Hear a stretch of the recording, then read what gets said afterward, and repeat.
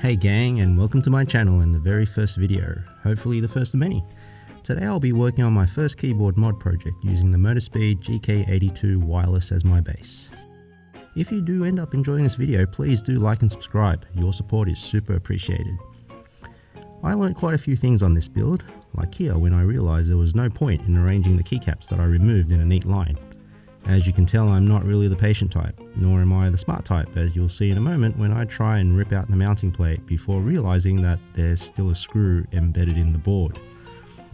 In some of these clips, you'll also notice some Vaseline sitting on the table.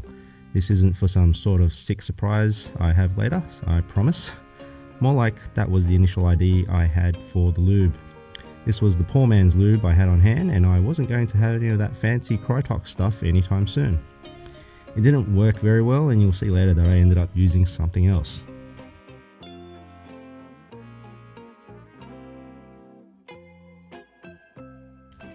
One thing I didn't anticipate was the desoldering being such a cluster expletive deleted.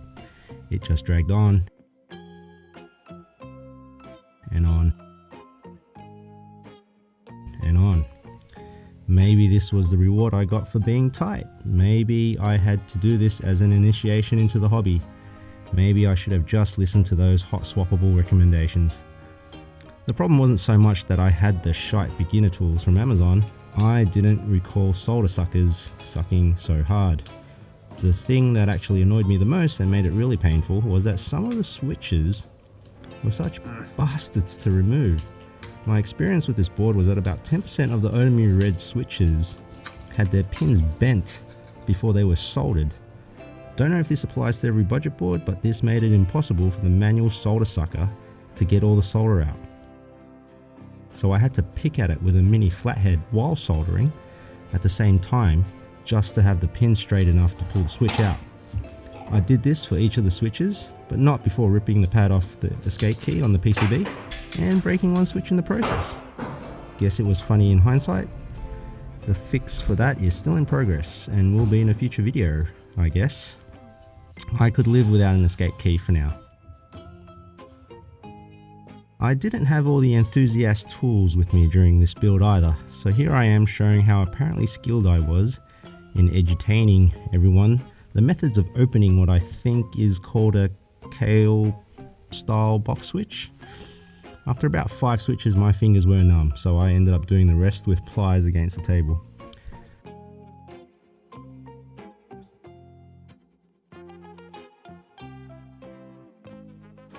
So the big reveal, I ended up using face cream for the lube. It's white, has what looks like similar consistency to the fancy Krytox stuff, so why not, eh?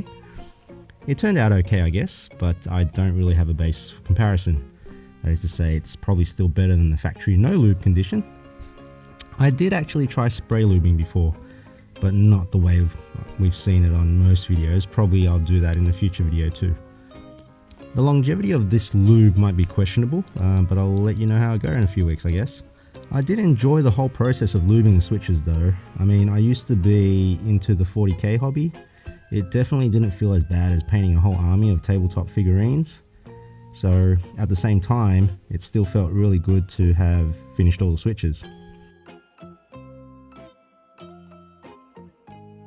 The Motospeed, for whatever reason, also only had one fang on its stabilizers, so that worked out well. It was easy to get a flat surface going.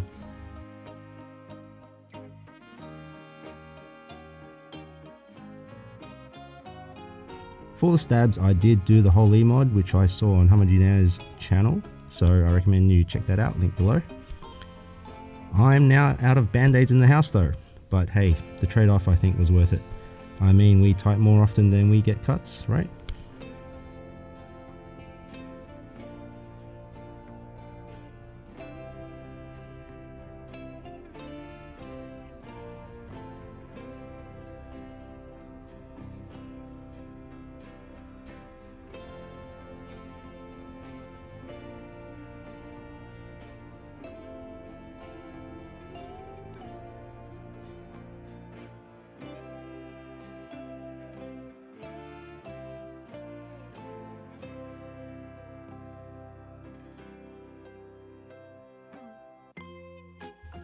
So I thought I was going to end up putting the stock keycaps back on.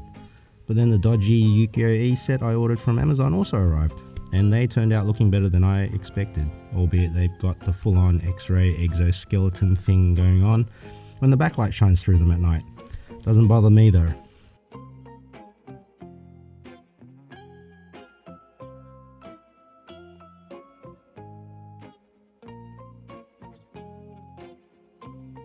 Here's another obligatory 5000% speed up of the clip before we get into the sound test.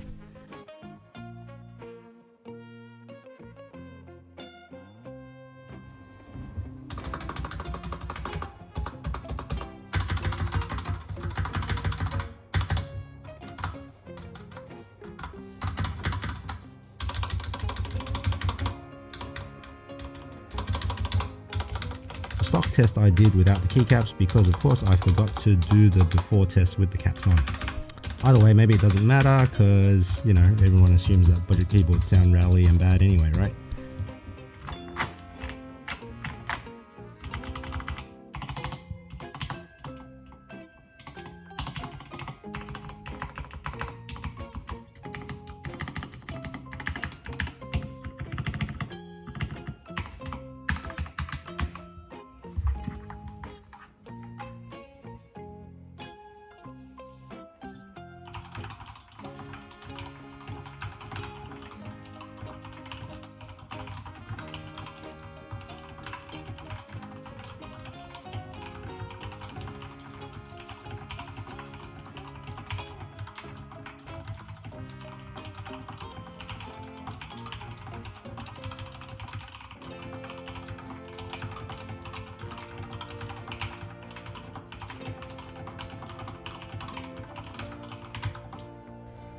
So there you have it, gang. Hope you enjoyed the journey as much as I did, and if you did, don't forget to like and subscribe.